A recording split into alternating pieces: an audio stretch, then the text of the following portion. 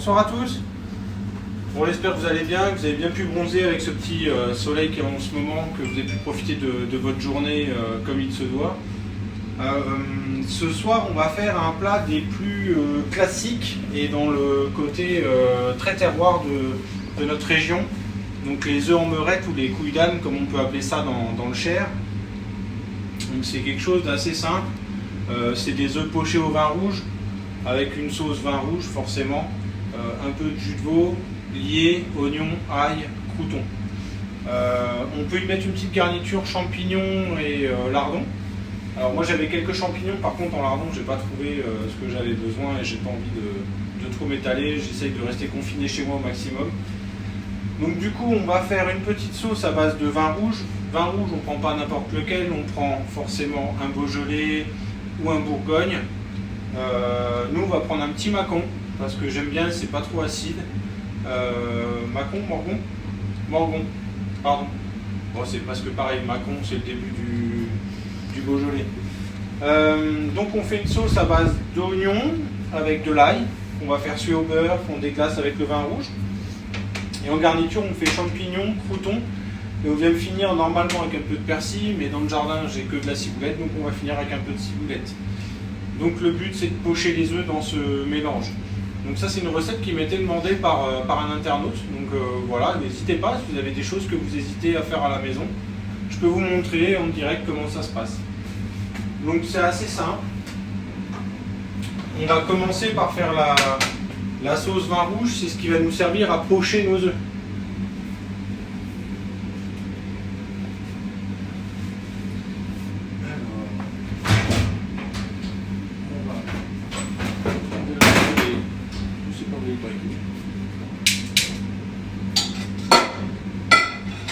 On va venir faire suer les oignons et l'ail dans du beurre comme d'habitude. Un peu de beurre. Un peu, il faut quand même être un petit peu généreux.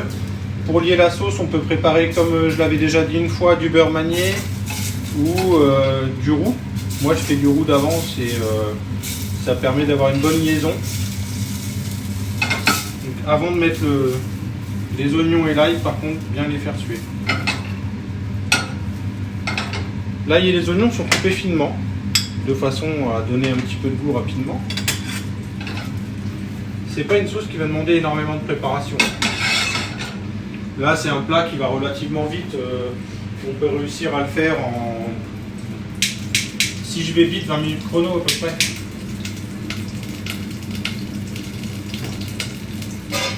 Alors, je vais essayer d'être assez explicite par rapport à tout ça. Pour faire des œufs pochés, il y a un secret qui n'est pas des moindres, c'est la fraîcheur des œufs. Plus vos œufs sont frais et plus le jaune sera à l'intérieur. Moi j'ai été les chercher, là chez un ami qui a des poules, les œufs sont d'aujourd'hui. Au niveau fraîcheur, ce sera vraiment le top. Plus c'est frais et mieux c'est. Donc le beurre est fondu.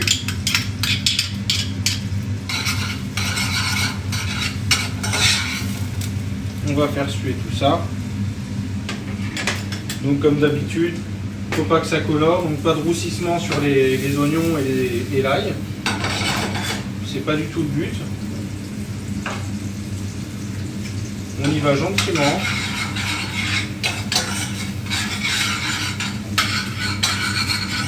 Moi je mets toujours un peu de sel parce que le sel fait cracher l'eau de végétation des oignons et évite la coloration trop rapide.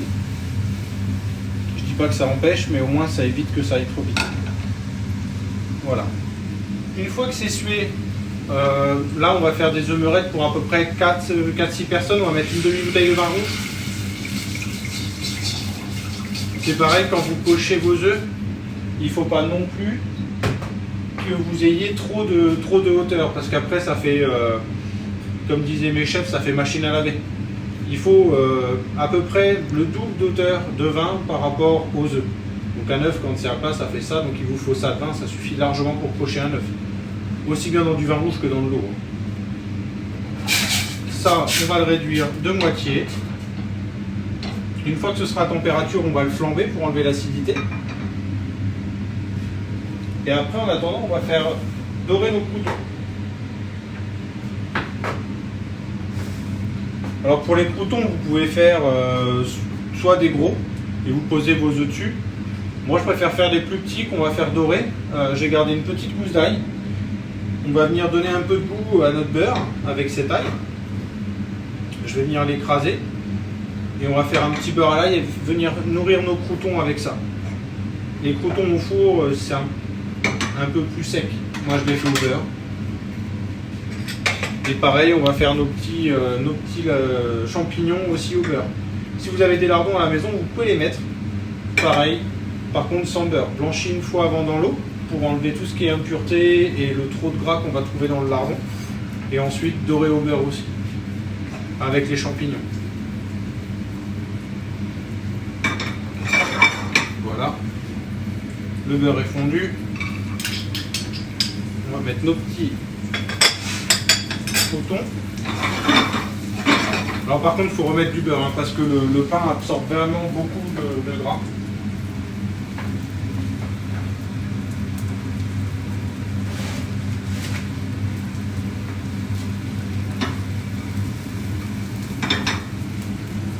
On va se préparer.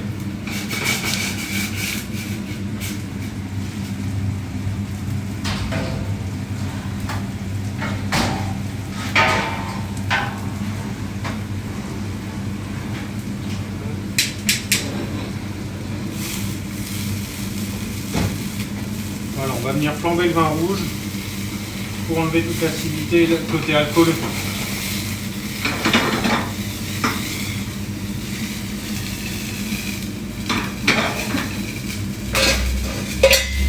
Les petits lardons, on voit qu'ils sont en train de... Les petits croûtons, ils sont en train de griller gentiment. Et là, on va les faire griller comme si on les avait mis dans un four. Donc là, on voit qu'il y a assez de beurre. Il n'y a pas besoin d'en rajouter. On va venir les assaisonner un petit peu. C'est pas parce que c'est que des croûtons qu'on n'assaisonne pas. Un peu de sel, un peu de poivre. Tous les aliments qu'on va mettre dans le plat sont importants. Tout doit être assaisonné. Donc une fois que ça a flambé, après on peut mettre un petit peu plus fort pour accélérer la réduction.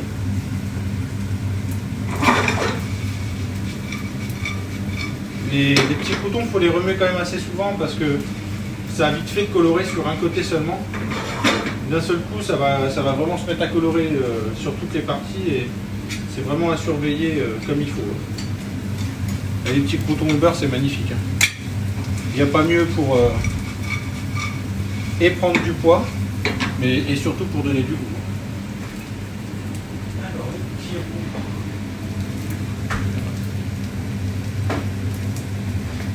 Donc là, aujourd'hui, on ne va pas amener d'originalité sur le plat. C'est pas du tout le but escompté. C'est voilà, donner une recette, essayer de travailler sur la traditionnelle. Et ça sera déjà pas mal.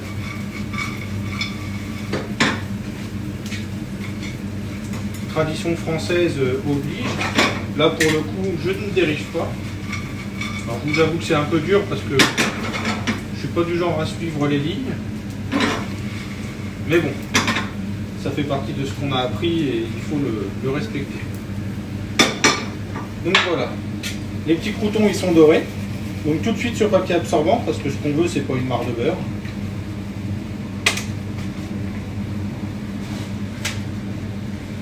C'est des petits croûtons qui sont juste dorés.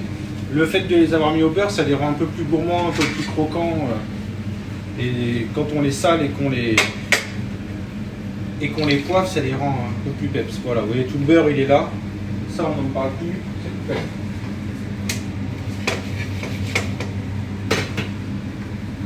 Là, on va venir récupérer l'excédent, mais vous voyez, il n'y a quasiment plus rien en excédent de beurre. Maintenant, on va passer aux champignons. Donc le vin rouge, hein, la moitié, on est bientôt bon.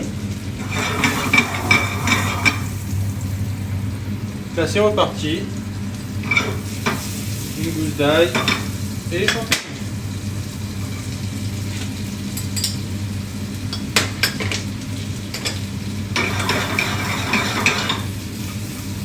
Donc c'est pareil, le champignon de Paris, c'est quand même un champignon qui a tendance à absorber de la matière grasse, donc mettez-en assez au début.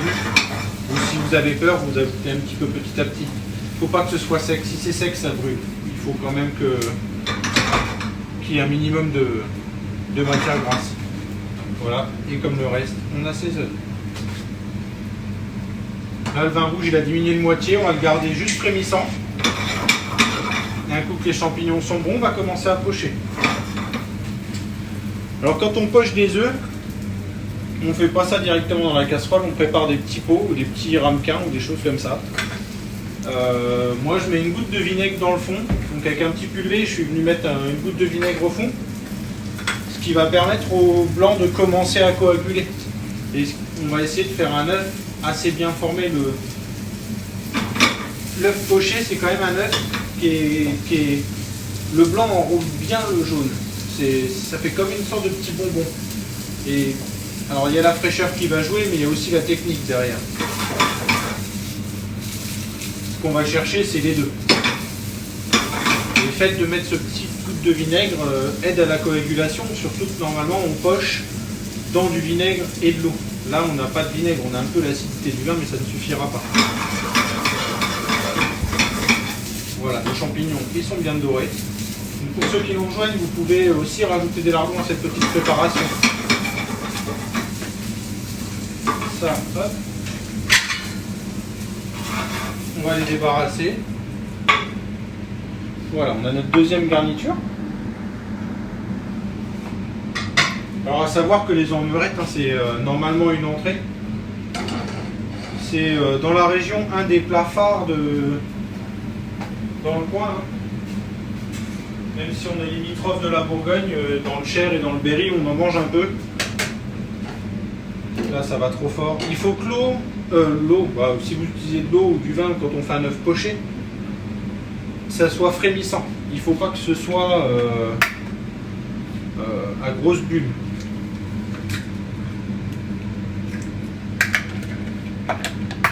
Des œufs de première fraîcheur. Voilà, pour le coup, ils n'ont même pas eu le temps d'aller au frigo, ceux-là. On était presque les chercher au poulailler. Donc vous voyez, là, on est sur une... Hop, on les verse dedans.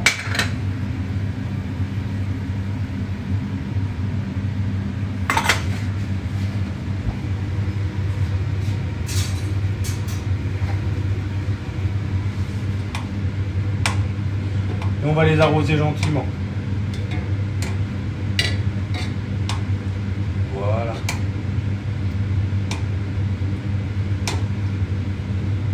Pour les cuissons des œufs, alors il n'y a pas de secret, hein. Je ne sais pas si tout le monde connaît, mais il y a une règle, c'est 3, 6, 9. 3 pour les œufs pochés, 6 pour les œufs mollets et 9 pour les œufs durs. Oh, moi je mets pas minuterie. Alors moi je l'ai fait un peu, j'ai pas besoin de minuterie pour ça parce que après en avoir fait des tonnes et des tonnes, on sait quand un œuf il est bon. Après pour tout ce qui est œuf mollet ou œuf dur, on met des minuteries, mais voilà, n'hésitez pas, 3, 6, 9 c'est vraiment ce qu'il y a de plus sûr. Voilà, vous voyez, ça fait un petit bonbon dessus là. Au niveau des œufs, vous voyez, le jaune c'est recouvert là. Et on a vraiment l'enveloppe qui est venue entourer le jaune. Ce qui fait que le blanc va venir le protéger et avoir ce côté très coulant du jaune d'œuf derrière. Et on n'est pas à gros bouillon. Si on a un gros bouillon, ça va tout mélanger dans la casserole. Le blanc va partir un peu dans tous les sens. Voilà, ça marche pas. Hein. C'est pas du tout comme ça qu'on fait.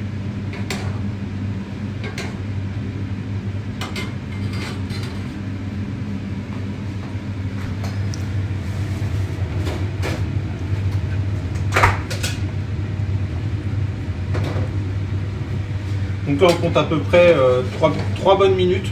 Je pense qu'on va être sur 3 bonnes parce que là les œufs étaient quand même assez gros. Donc on les arrose gentiment, ce qui va permettre de les cuire. C'est le côté un petit peu œuf en meurette, c'est ça, hein, c'est des œufs qui sont cuits au vin rouge. Hein. Donc quand on va les sortir tout à l'heure, ils seront vraiment très rouges. Et ils auront ce goût du vin plus que du vinaigre qu'on peut trouver sur un œuf poché habituel.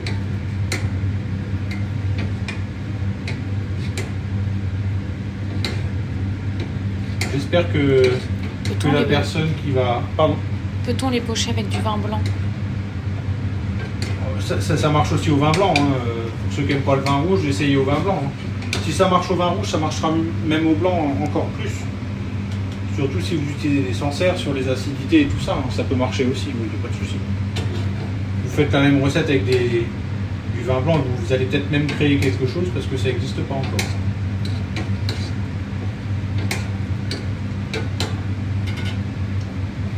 Donc là c'est sur...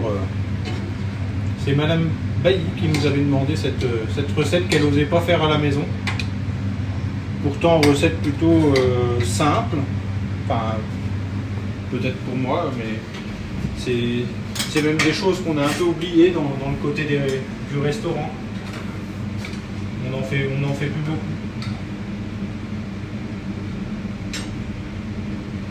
C'est pas des choses très, très communes, on va dire. Voilà, celui-là, il est bon. Alors, hop. Un œuf, ça c'est barbe, c'est-à-dire qu'on enlève tout ce qui dépasse pour avoir ce côté très bien formé de l'œuf.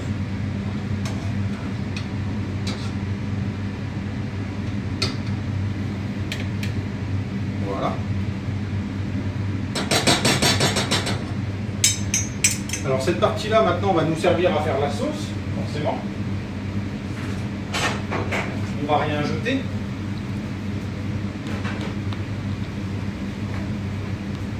Alors pour finir cette sauce, on va la finir dans un sautoir, ça va aller un peu plus vite.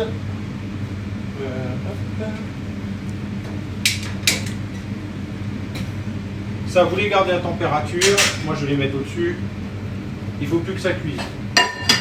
On va venir filtrer parce qu'il y a des morceaux de blanc d'œuf qui forcément sont restés un peu dedans, les oignons. C'est pas du tout ce qu'on cherche, vous voyez. Cette partie-là, après si vous souhaitez la laisser, vous pouvez la laisser, mais voilà, pour après lier la sauce, faire quelque chose d'assez joli, c'est un peu compliqué. On va ajouter un petit peu de jus de veau dedans.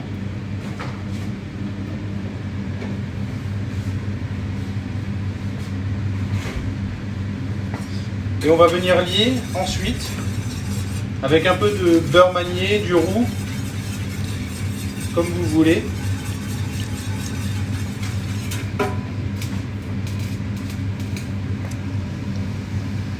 Alors moi j'utilise plutôt du roux.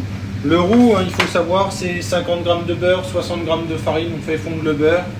Ensuite on ajoute la farine, ça fait un bloc. Alors moi je le coupe en petits morceaux, ce qui me permet d'en avoir un petit peu tout le temps sous la main. Alors c'est que du beurre et de la farine, hein, ça peut se garder une semaine ou deux très largement dans le fond du frigo, ça ne bouge pas. Et après il y a la recette du beurre manié qui est beaucoup plus facile, donc c'est la même recette mais avec un beurre pommade qu'on peut utiliser tout de suite. Par contre à conserver, vu qu'il n'y a pas une cuisson dessus, c'est beaucoup plus compliqué. Donc là on va venir épaissir la sauce.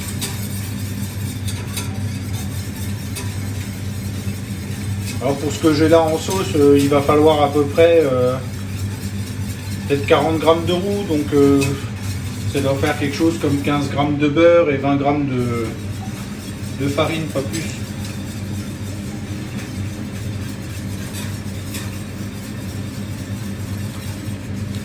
Voilà, on va la laisser bouillir.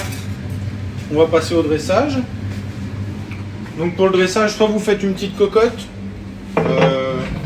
une assiette creuse, une cocotte, ce que vous souhaitez, comme vous voulez faire.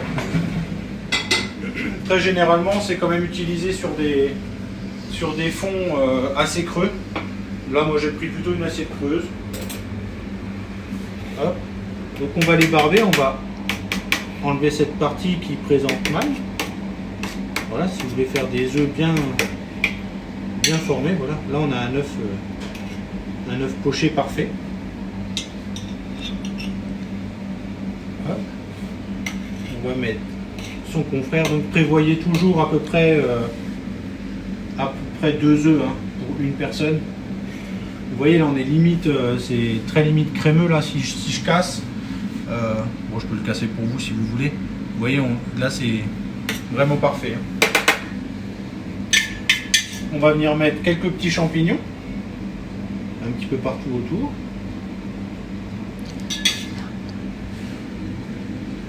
Pour ceux qui ont la chance d'avoir des lardons, vous mettez quelques lardons en plus. Des petits croûtons. Donc revenu au beurre, hein, les petits croûtons. Hein. C'est le meilleur pour amener le côté un peu croquant. Donc là, on est plutôt sur un plat terroir, hein, comme j'ai dit depuis le début.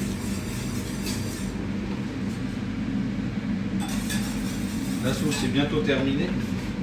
Elle manque un peu de liaison parce que moi j'aime bien que les sauces elles soient bien apparentes, bien concentrées.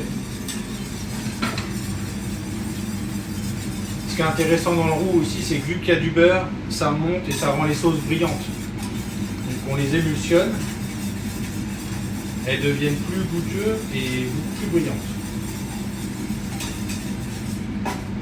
Comme vérifier si c'est bon hein, quand même cette petite sauce.